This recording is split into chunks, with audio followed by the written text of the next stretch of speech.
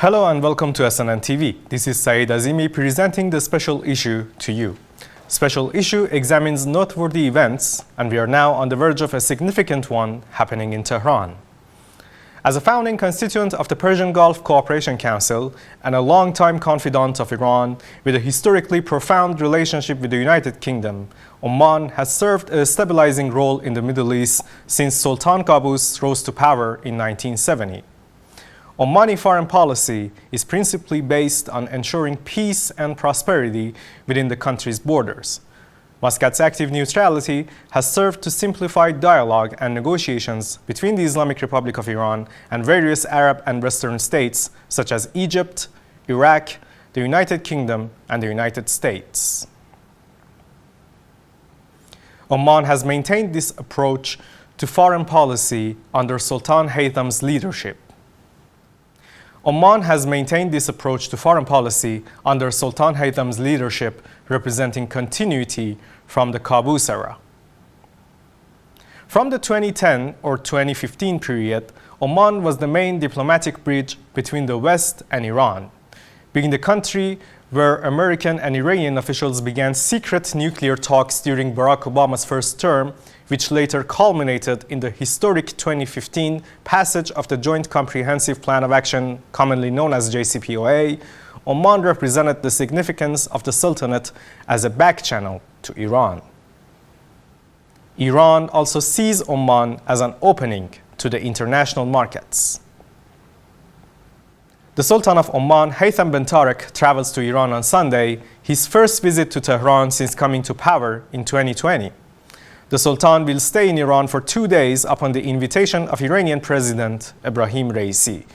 His delegation will include Foreign Minister Sayed Badr al-Busaidi, along with other defense, investment, and royal officials.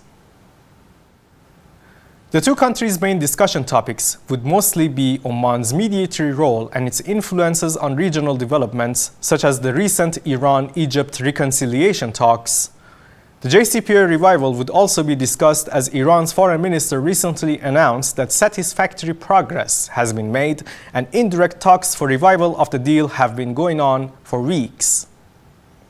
As for the recent prisoner exchange between Iran and Belgium with the mediation of Oman, one of the main topics would also be to resume the prisoner trade-off between Iran and the United States.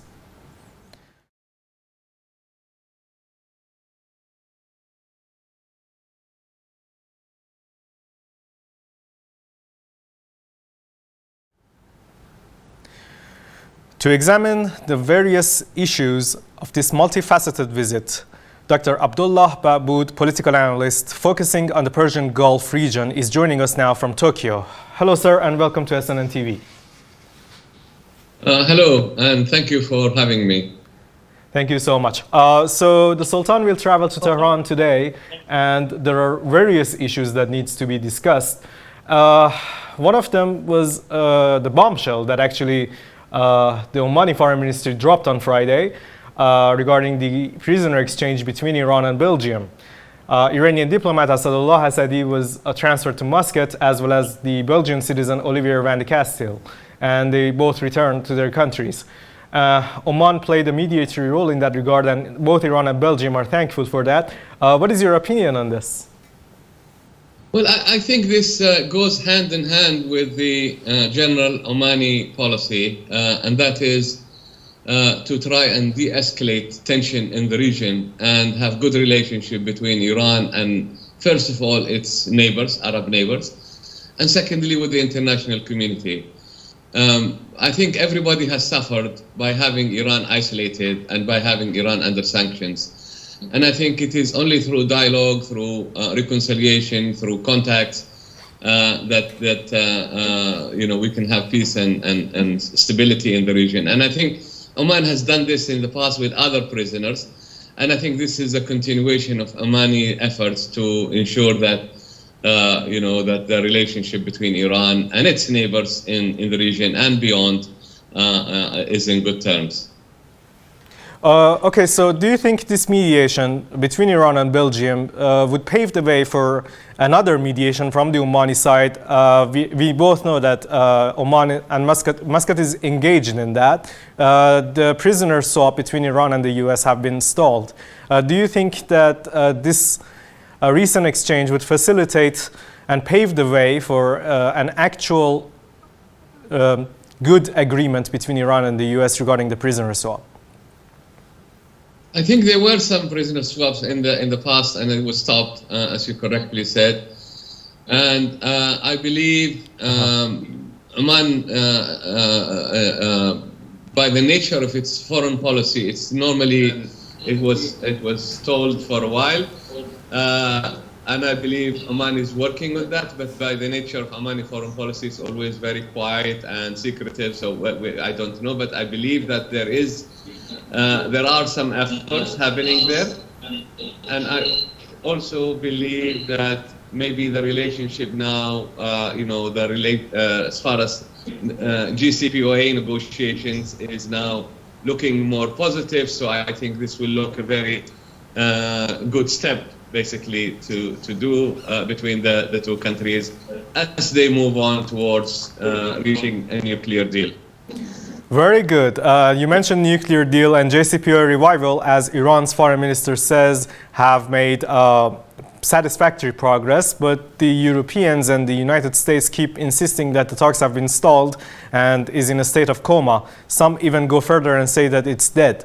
Do you think that there is a prospect with this visit to revive the JCPOA? In this regard, Iran's envoy to Muscat has said that Iran welcomes Oman's initiatives regarding the JCPOA revival.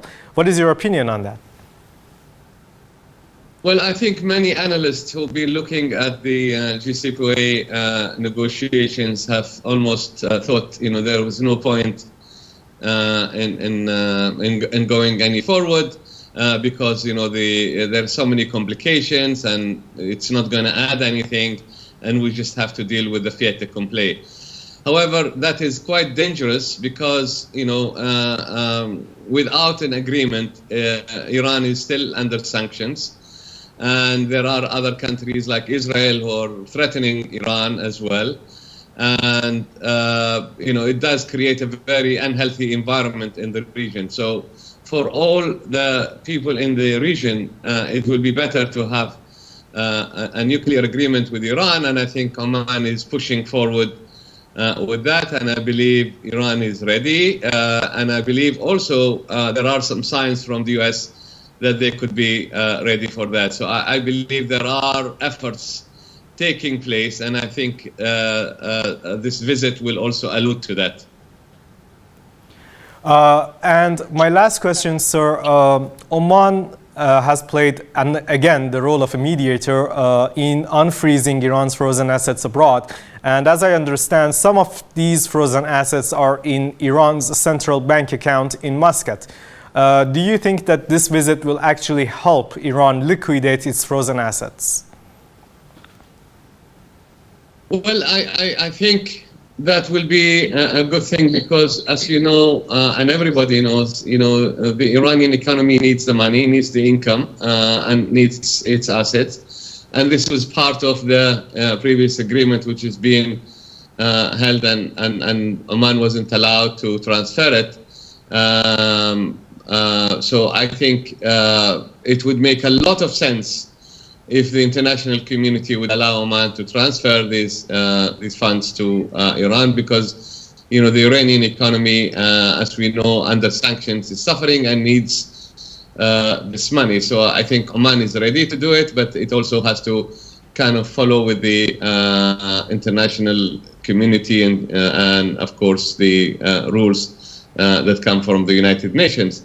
So if we have an agreement, if we have a nuclear agreement, and if this is something that Oman can help with, I think there are goodwill from Oman to ensure that, first of all, there is an agreement, and secondly, that these funds are transferred to Iran to help Iran finance its needs and its economy. Thank you so much, Professor Baaboud from Tokyo. Thank you for joining us. Have a good day.